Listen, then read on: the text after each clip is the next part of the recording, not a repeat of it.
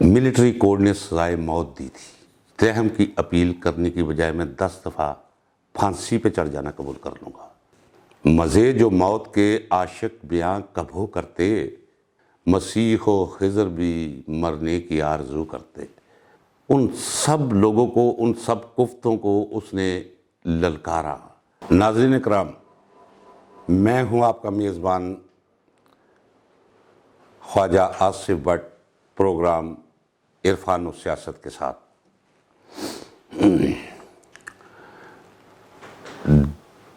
دو روز قبل کی نشست میں نے پورے تیقن کے ساتھ کہا تھا کہ عمران خان پر جتنے دوزخ چاہے کھول لیں، اس کے ستم کے جو پہاڑ چاہیں آپ توڑ لیں، وہ ٹوٹے گا نہیں، وہ جھکے گا نہیں۔ اور اسے جو آفر کی جا رہی ہے کہ وہ ملک چھوڑ کے چلا جائے، وہ کبھی اور کسی صورت اور کسی حال میں یہ ملک چھوڑ کر نہیں جائے گا۔ بیرون ملک مقیم بہت سے دوستوں نے، اور یہاں مقامی سطح پر بھی دوستوں نے مجھ سے یہ سوال کیا ہے کہ آپ اتنے تیقن کے ساتھ کس طرح کہہ سکتے ہیں کہ اتنے نیز و ناز و نیم میں پلا ہوا شخص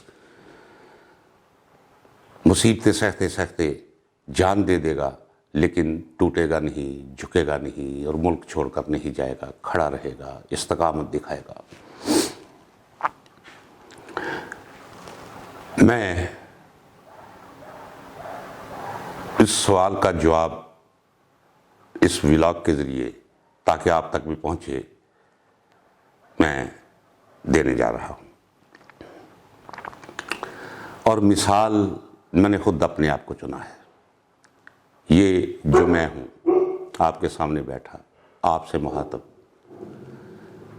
میں نے اپنی زندگی کے، بلکہ جوانی کے، بھرپور جوانی کے، عین شباب کے 12 سال جیلوں، قلعوں اور پھانسی کوٹھریوں میں گزارے ہیں بطور سیاسی قیدی کے۔ میں جانتا ہوں کہ جب انسان کے اندر یہ راسخ ہو کہ وہ حق پر ہے، تو وہ ٹوٹتا نہیں، وہ جھکتا نہیں۔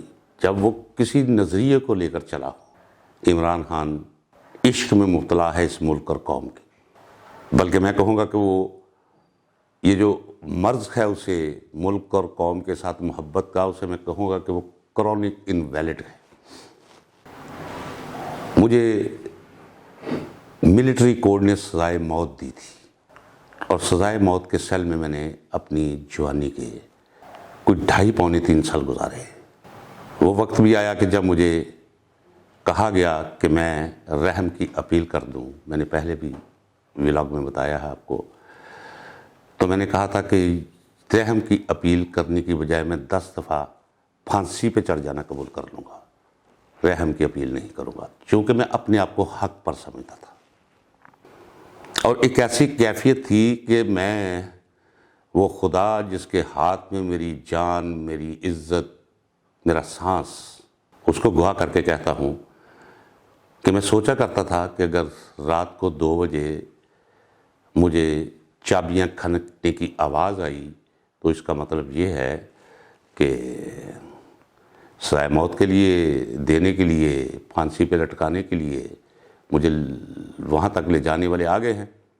اور میں سوچا کرتا تھا کہ میں نے کھڑے کیسے ہونا ہے، جب دروازہ کھولیں گے ان کے ساتھ کیسے جانا ہے، پھانسی کے تختے پر 3 سیڑھیاں ہوتی ہیں، 3 سیڑھیاں میں نے کیسے چڑھنی ہیں، میں نے مڑنا کیسے ہے، ان کی طرف دیکھنا کیسے ہے، اور کہنا کیا ہے۔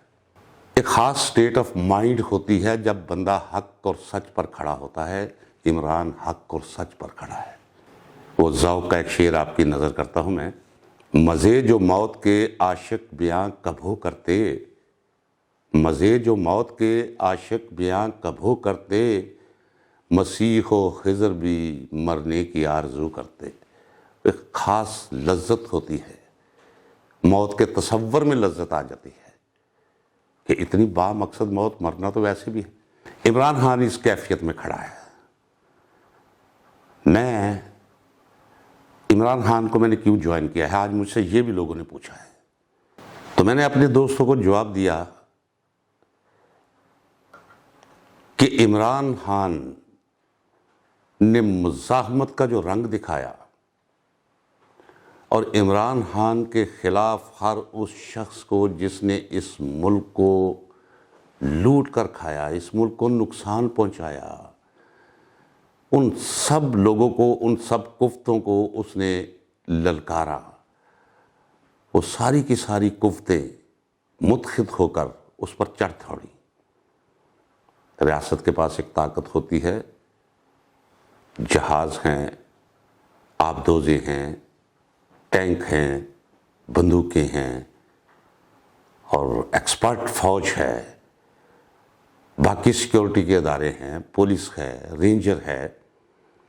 تو ایک شخص کو طاقت کے بلبوتے پر پکڑ کر ایسے مضحکہ کا خیز کیسز کے ساتھ بند کر دیا، اور وہ پھر بھی استقامت کے ساتھ کھڑا ہے۔